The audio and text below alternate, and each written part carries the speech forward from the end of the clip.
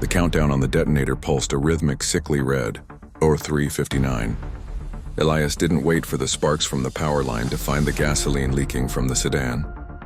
He dove over the embankment, sliding down the wet shale toward the sound of the scraping metal. The ravine was a jagged scar in the earth, hidden by overgrown ferns and the rotting trunks of fallen hemlocks. At the bottom, the fog was even denser, trapped in the low ground like a physical weight. The vault door Elias had heard wasn't a door at all. It was a heavy steel grate covering a vertical mine shaft, recently pried back with a hydraulic spreader. Beside the opening lay a discarded tactical vest and a radio humming with static. A voice broke through the white noise, distorted but clear enough to chill Elias to the bone. Packages secured. Initiate the collapse in 3 minutes. Leave the trooper, he's a non-factor. Elias checked the shaft. A rusted iron ladder disappeared into the blackness.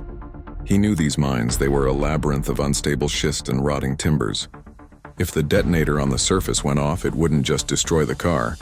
It would trigger a sympathetic detonation of the old blasting caps likely stored in the mine's dry lock, burying whoever was down there under 1,000,000 tons of Vermont granite. The choice: retreat to the cruiser and call for backup that was 30 minutes away. The risk: descend into the dark to stop a heist that had already turned lethal. Elias pulled his secondary flashlight, a smaller, tactical light, and gripped the freezing rungs of the ladder.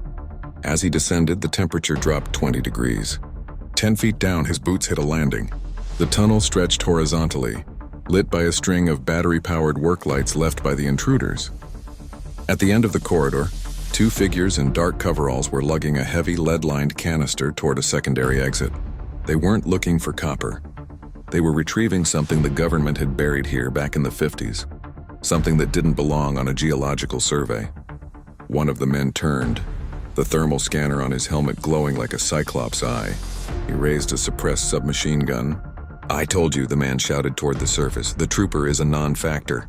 45. Elias didn't have a clear shot, and the walls were lined with ancient, weeping sticks of dynamite. One stray bullet would end the story for everyone. Should Elias attempt a risky shot to disable the leader, or should he try to use the tunnel's unstable structure to trap them before the timer hits 0?